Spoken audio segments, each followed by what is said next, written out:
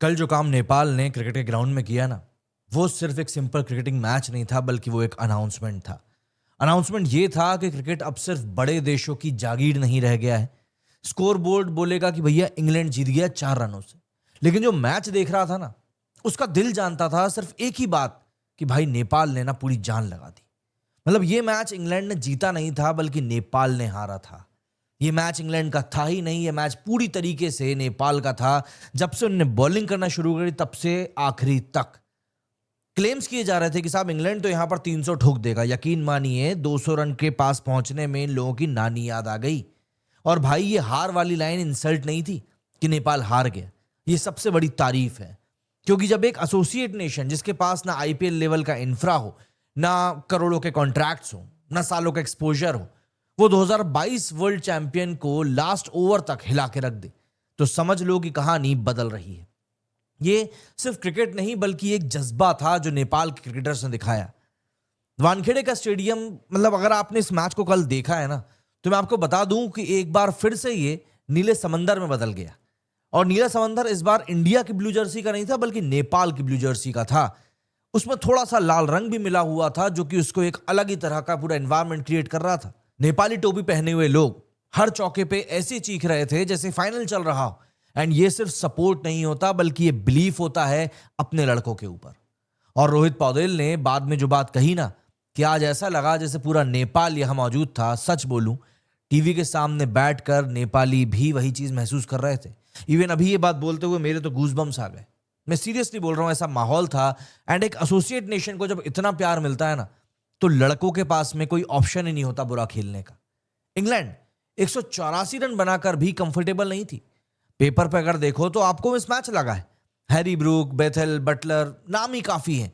184 का स्कोर टी20 world cup में safe माना जाता है, स्पेशली अगर आप एक एसोसिएट नेशन के अगेंस्ट खेल रहे हो। लेकिन पहली 12 बॉल में ही नेपाल ने मैसेज दे दिया था कि हम यहां पर टूरिस्ट बन के फोटो खिंचाने नहीं आए हैं बाबू, इतनी बात याद रखना। कुशल भोरतेल ने आर्चर को ऐसे मारा जैसे वो अपने घर के आंगन में क्रिकेट खेल रहा हो। ल्यूकवुड पे छक्का, राशिद पे फुल ऑन अटैक। इंग्लैंड का प्लान स्पिन से काउंटर करने का, चोक करने का था। आदिल रशीद सीनियर बॉलर है, 3 ओवर है 42 रन कुटे थे उसको।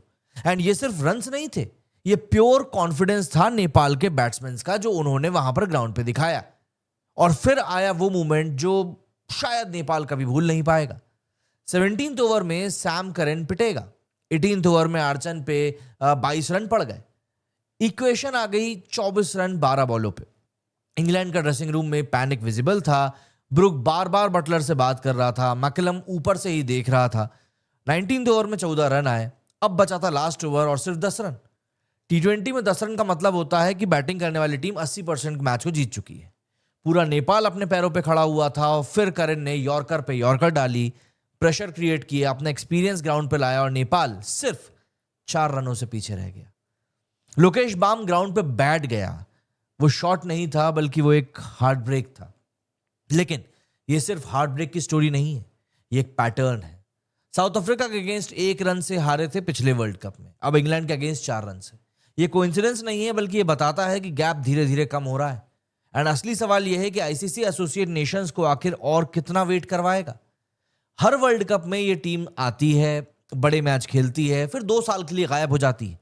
कोई एक्सपोजर नहीं, कोई रेगुलर सीरीज नहीं, फंडिंग भी लिमिटेड है, और फिर भी ये बड़े बड़े देशों को फाइट देकर जा रहे हैं। नामीबिया के कैप्टन ने साफ बोला था कि स्किल गैप इतना बड़ा नहीं है, बस एक्सपोजर का गैप बड़ा है। बिल्कुल सही बात है। अगर आप एसोसिएट नेशंस को बड़े देशों के खिलाफ खिलाओगे ही नहीं, तो वो गैप फिल कैसे होगा। आप कहने को बोलते हो कि साहब वर्ल्ड कप हो रहा है, 12-14 टीमें ही आपकी आ पाती। आप कह रहे हो कि आपको एसोसिएट नेशंस को ग्रो करवाना है, लेकिन अगर वो बड़ी टीमों से खेलेंगे नहीं, तो वो लोग ग्रो कैसे करेंगे। देखिए, मैं सिंपल सी बात इतनी जानता हूं कि नेपाल ने बहुत सारी चीजें यहां से हासिल करी। स्कोर बोर्ड पे भले ही एल मतलब कि लूज लिखा होगा, लेकिन नेपाल ने यहां पर 3 चीजें जीती हैं। पहली, रिस्पेक्ट। इंग्लैंड जैसी टीम को पैनिक करवाना, ये रिस्पेक्ट मतलब लिटरल। दूसरा है आइडेंटिटी।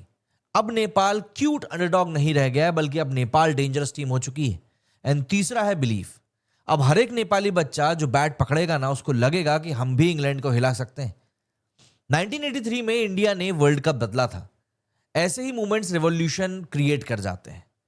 और यकीन मानिए, नेपाली फैंस के लिए एक बात कहूंगा कि आज हो सकता है आपको दुख हो रहा होगा, लग रहा होगा कि मैच हाथ से निकल गया, लेकिन सुनो, ये एंड नहीं है बल्कि एक बिगिनिंग है।